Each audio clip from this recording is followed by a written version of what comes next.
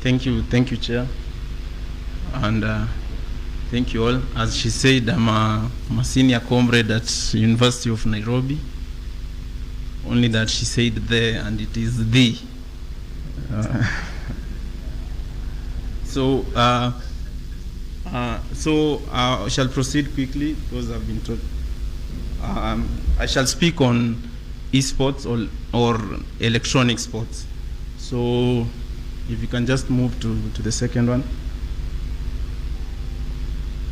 So we'll just focus on 4 areas to explain electronic sports and to explain its benefits to the individual, to the students' community, and for the university in general. And to start with, I'd like to start with this quote by the president of the International Olympic Committee in regard to the Olympic movement remaining relevant to the youth. He was saying this when they were onboarding sports like skateboarding, and he said they want to take sport to the youth because with the many options that young people have at the moment in this era, we cannot expect anymore that they'll automatically come to sport. Same way that the final discussions we were having yesterday, that we will not expect automatically that the 30,000 or 10,000 students who may be on session will automatically come to the field on Monday to the opening ceremony. So, and also to the next one, please. Also a word from Sebastian Coe, who chairs the World Athletics. And he says, again, in regards to young people, if the experience you provide them is anything less than what they expect, they'll move on very quickly. Not just to another sport, but also out of sports, to music, to films, and to other things. So that brings me now to the next one of what is esports. So esports is the short form of electronic sports, which is basically organized and competitive video games competition where individuals compete or teams compete for a prize. Same way, again, yesterday we were talking, you can have games but you don't have sports, but people are still playing football. Maybe was the reason, as Cynthia was speaking yesterday, she said university sports in the West or in South Africa has attracted brands, has attracted fans because it has been packaged to a sport. But at times we go, we play, we have the thrill. Those are games. It's a football match, it has ended 90 minutes, but the thrill has remained within the 20. People play video games. Esports when you've organized them into a competition. So just to look at the numbers here, please to the next slide, by PwC and Newzoo. Newzoo is also a European-based analytics company. And the global value this time of video games is $200 billion. That's bigger than music and film industry combined. In Kenya, the global value, the annual revenues is slightly above $123 million. This is over 12 billion shillings that Kenyans spend annually on video games. Just to compare that with peers, with our peers, please to the next one. South Africa is leading in the video games market in Africa with well over 348 million plus as annual revenues, followed by Nigeria, then Kenya, then Ghana. In other continents, the next one please. In other continents, China is the leading one. Please, if you could move to the next one.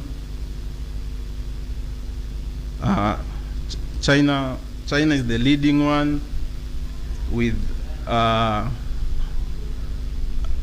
Please move to the next one. China is the leading one. They spend well over $50 billion in revenue. They have that in revenues, followed by the US, Japan, and South Korea.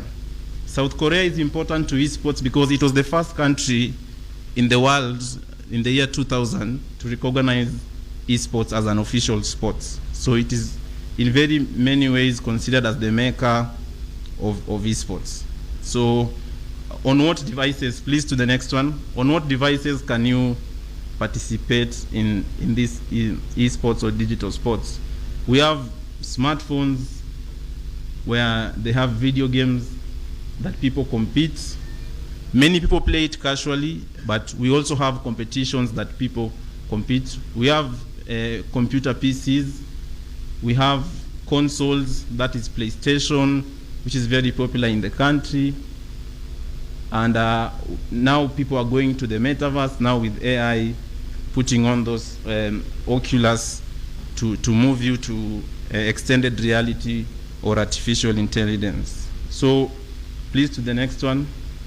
At the moment, these are the federations emerging. Because it's still a young sport, an emerging sport, we have 2 international federations, the International Esports Federation, we have the Global Esports Federation.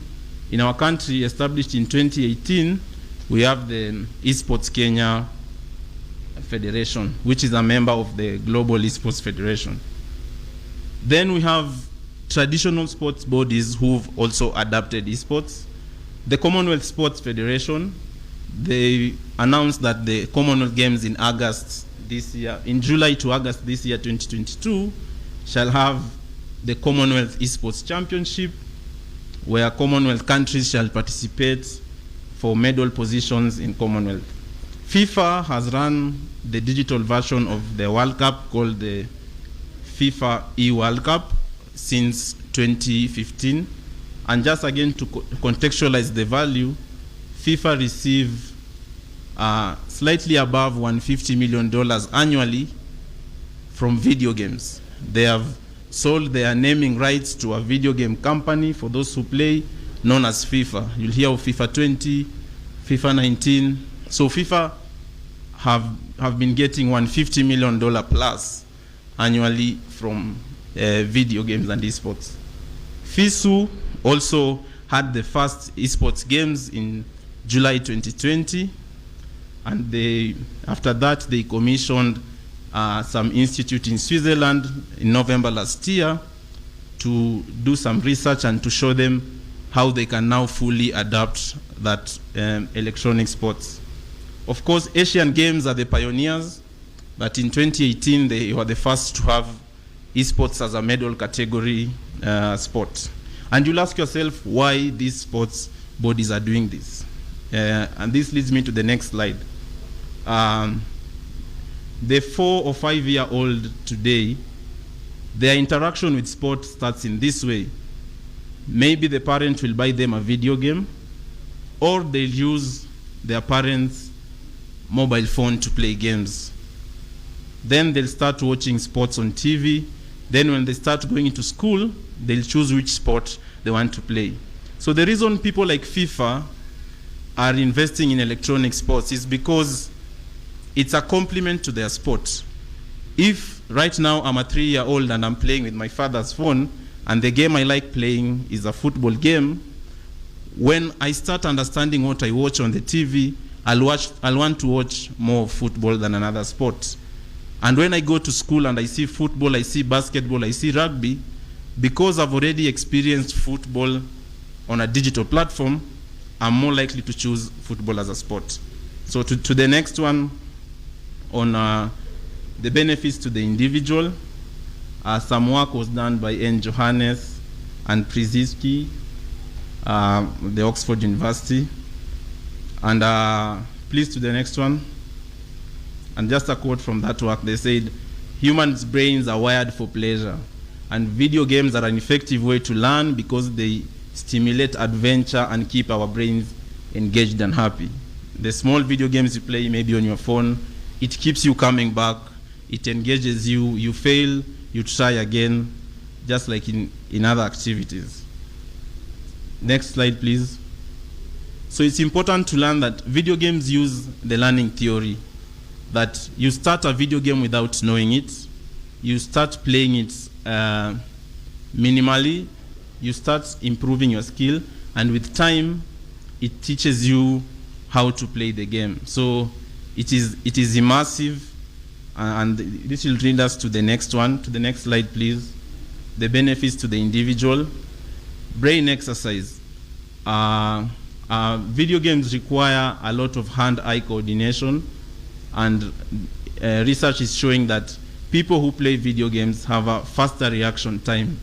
The normal human reaction time is maybe 250 to 300 milliseconds, but some video game players have around 190 milliseconds of reaction time.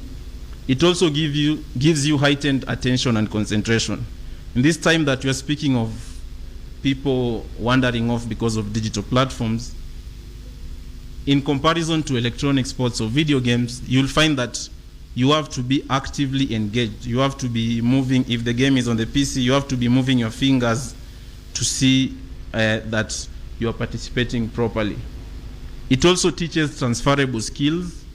As I've told you, the Commonwealth Games, for example, has one esport game that they'll have called Dota, where you are 5 versus 5 players. So you have to come together, plan strategy, communicate as you play, and just like in other sports, again, by participating in electronic sports, you are able to develop communication, problem-solving skills, and of course, just purpose. When people are involved in something together, they have that purpose in life. So again, as an individual, when you're at home, playing soccer, being in that soccer club gives you purpose. You look forward to the 4 p.m. to go and play with your friends. But not everyone can be a football star. Not everyone can be a basketball star. So do we leave them out? The population of the world is fast rising, so we need more avenues of things that give people purpose, purpose in life. Please to the next one. And now the importance to the student community. The next one, please. We had yesterday the Vice Chancellor talking about how sports brings inclusivity and it keeps students away from other things. So we consider these students who maybe cannot play football, cannot play basketball. What are they doing with their free time? When they form these clubs that they play electronic sports, it gives them some sense of inclusivity. We also currently have scholarship opportunities. Leading universities in Asia and the West are offering people who are good in video games opportunities for scholarship. Science, STEM courses, again, this reaction time develops people's ability in things like coding, robotics, and other view. And number 6 is very important in safe and responsible video gaming. When you are playing alone, you're not competing. You can play in your home for 8 hours. But when you come outside to come to a place like this to play with your friends, you cannot play for even an hour, because you play for 20 minutes, your friends ask for an opportunity to play. So when you are playing together in a group, it reduces the cases of addiction to these video games. Because if, just the same way in soccer, if we are 40 players and we've gone to a friendly at JQuat from KU, everybody will want to play. I'll tell you, this is a friendly, why do you want to play 90 minutes? Mimi nikae bench. Same way, if people play video games together, they share in the time and it increases responsibility. Again, in job opportunities, personally, with my friends, we run this video games competition. It has enabled us to employ in our small organization 13 people, because they understand this. Please to the next slide. These are just some of the areas that playing in video games can open opportunities for you. I think we've passed through them. Please to the next one. And to the importance to the university, again, they are being involved in a club, in a sport. It improves the students' discipline. It's in line with the universities. Most universities are saying they are embracing technology. It's in line with that. Kindly summarize. Yes, and increased enrollment. When a student sees that your university is adapting this sport, that student may be interested in joining your sport the same way a footballer may want to go to your school because you play football or rugby. It also increases student engagement and retention. We have cases of students dropping out. or going into other vices because they don't find purpose while at the university. They are bored maybe with the academia, but when they have something in the university, again, like a team that they can play these video games, electronic sports, this student is more likely, if he's not boarding, to be coming to school daily, and even in school, they're likely to be engaged in others. It's also a revenue stream for universities because in running these sports and packaging them, we can be able to bring in partners. We were saying why are companies coming to support our games?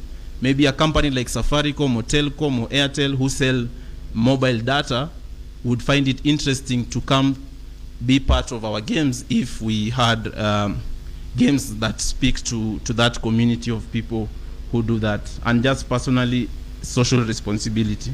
So I'd just like to conclude there. The next one, please, on those challenges, which I think we've addressed there.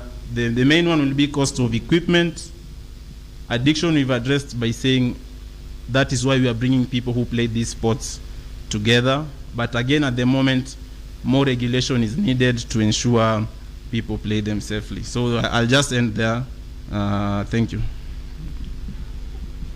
Okay, thank you, Ronny, for your presentation. I'll give so many. Okay, I'll pick one, Agnes and Kipchumba. Okay, and before they ask their questions, I'm just wondering whether this is is it contradiction, because you're saying it's a physical activity, like the fingers are working, but I'm wondering, are you able to meet the physical activity requirements as per World Health Organization if we encourage esports? Screen time also is a concern. Okay, let me have Agnes. Thank you. My name is Agnes. I have a question. I have realized that this area is very lucrative. How much is the best professional paid? And does the esport pose any threats? And if yes, what are the threats that you may be experiencing? Thank you. Okay, thank you, Agnes.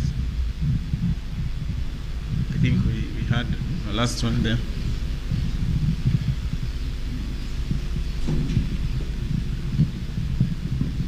Thank you for the presentation. I just want to reiterate what our chair I did not.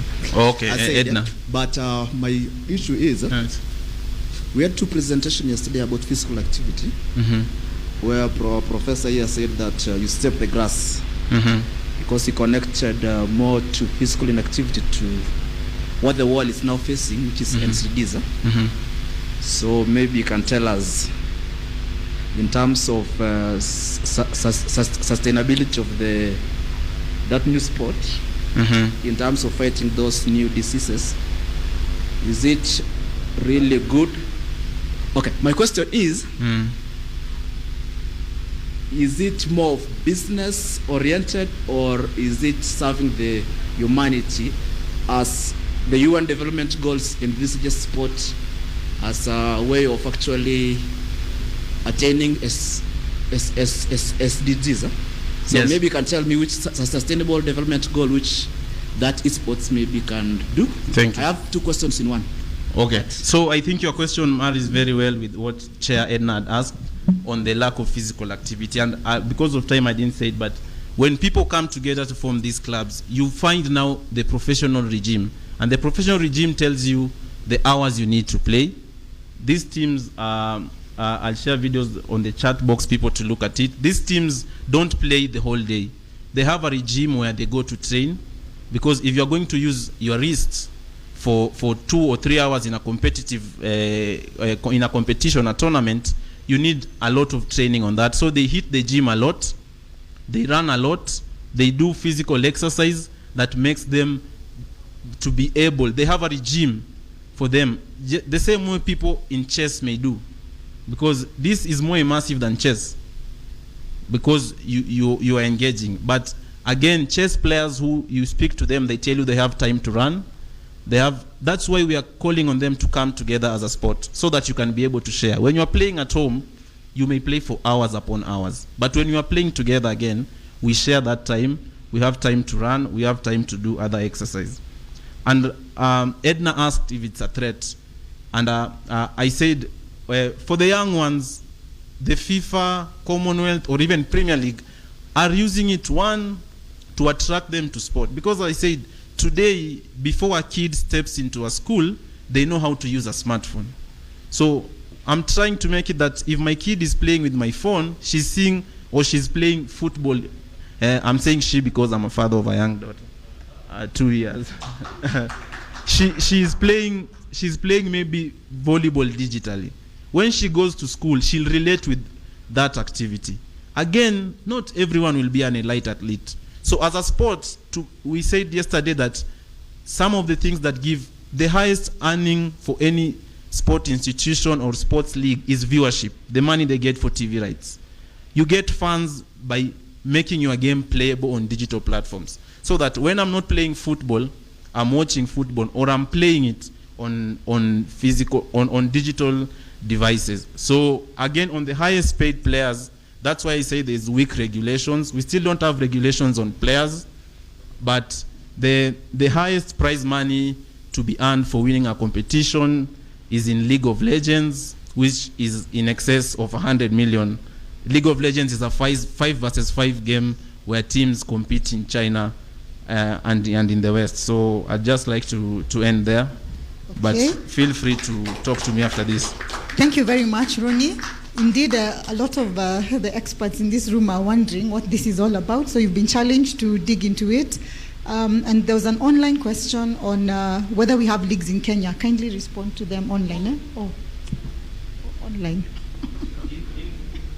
In regards to Kenya, on Monday, Kenya will be announcing the preparations for the Commonwealth Esports team that will be going to Birmingham. So please look out to that. And also personally, we've had competitions where we've sent people to France, to Nigeria, in our small company here to do it. And we normally also show them on YouTube. And they have higher viewership than traditional sport. Our last competition, which we are sending someone to France, I was checking today, it has 31,000 views. That is more than the last video Gormaya posted on YouTube. Thank you.